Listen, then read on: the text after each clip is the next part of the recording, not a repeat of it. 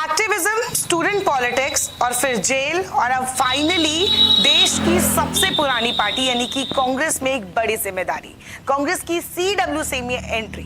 हम बात कर रहे हैं कन्हैया कुमार की, जो बिहार के बेगूसराय से आते हैं, JNU के पूर्व अध्यक्ष रहे, एक कुशल वक्ता है, प्रचारक है पार्टी के, और पार्टी में 2 साल के अंदर वो एक तरीके से समझ लीजिए कि उनका कद कहां से कहां बढ़ गया। इस रिपोर्ट में हम यही जानेंगे कि 2021 में जब कन्हैया कुमार कांग्रेस में आए, उसके बाद अब तक कन्हैया कुमार किस तरीके से ऊंचाइयों को छू रहे हैं, कांग्रेस उनसे अब क्या एक्सपेक्ट करती है, और कांग्रेस ने उनको जिस तरीके से CWC में रखा है उससे कांग्रेस क्या संदेश देना चाहती है। प्रधानमंत्री जी ने ट्वीट किया है, सत्यमेव जयते। मैं भी कहता हूं प्रधानमंत्री जी, आपसे भारी वैचारिक मतभेद है, लेकिन सत्यमेव जयते चूंकि आपका नहीं, इस देश का है, इस संविधान का है, मैं भी कहता हूं सत्यमेव जयते। RSS और BJP को अलग अलग नहीं देखते हैं। RSS जड़ है, BJP उसका फल है। RSS धर्म के प्रतीकों का इस्तेमाल करके सांप्रदायिक राजनीति करती है। लोकतांत्रिक पार्टी में हम इसलिए शामिल होना चाहते हैं कि हमको लगता है, और सिर्फ हमको नहीं लगता है, इस देश के लाखों करोड़ों नौजवानों को ये लगने लगा है कि अगर कांग्रेस नहीं बचा तो देश नहीं बचेगा। JNU में देश विरोधी नारे लगाने के आरोप में कन्हैया कुमार के खिलाफ राजद्रोह का केस चला। वो जेल गए और जेल से बाहर आए, फिर कम्युनिस्ट पार्टी में गए। 2019 में उन्होंने कम्युनिस्ट पार्टी के टिकट पर चुनाव लड़ा BJP के फायर ब्रांड नेता गिरिराज सिंह के खिलाफ।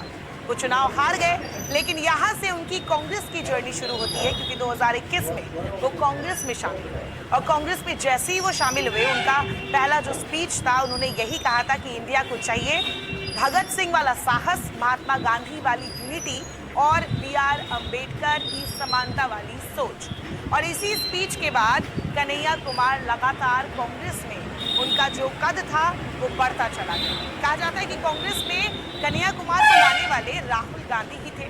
राहुल गांधी के साथ कन्हैया कुमार तब और चर्चा में आ गए जब वो भारत जोड़ो यात्रा में शामिल हुए। राहुल गांधी के साथ वो कदम से कदम मिलाकर चलते दिखे। वो उनकी स्पीच काफी पॉपुलर हुई। एक तरफ से वो पहले से ही कुशल वक्ता है, प्रचारक है, वो जब बोलते हैं तो बाकी सारे लोग सुनते हैं, और वो कई बार जो पक्ष के, सत्ता पक्ष के जो नेता है, उनकी बोलती भी बंद कर देते हैं। साध्वी ये कह रही थी कि अमित शाह निकम्मा है, इसीलिए अपने घर में चाकू तेज कर लिए, यही कह रही थी ना। जब हमारा सब्जी अच्छे से कटेगी तो निश्चित रूप से दुश्मनों के मुंह भी और सिर भी अच्छे से कटेंगे। आप इस देश के बहुसंख्यकों को डरा रहे हैं, और आप ये बता रहे हैं कि जय शाह का पप्पा किसी काम का नहीं है, इसीलिए अपने घर में चाकू तेज कर लीजिए। बेचारे नरोत्तम मिश्रा जी, उनको फिल्म का बड़ा इंटरेस्ट है, अक्सर दीपिका पादुकोण को देखते रहते हैं कि दीपिका पादुकोण क्या पहनी। अरे राज्य चला लो यार, गृह मंत्री हो। हाँ भाई, तुम्हारे राज्य में सबसे ज्यादा महिलाओं के खिलाफ अत्याचार हो रहे हैं। अब आपको बता दें कि कन्हैया कुमार जो इस वक्त कांग्रेस की वर्किंग कमेटी में, उनका नाम 39 सदस्यों में नहीं है, लेकिन इंचार्ज की सूची में है, तो वो CWC की मीटिंग में शामिल हो पाएंगे। अब बात करेंगे कि कन्हैया कुमार आखिरकार 2021 से यहाँ तक कैसे पहुंचे।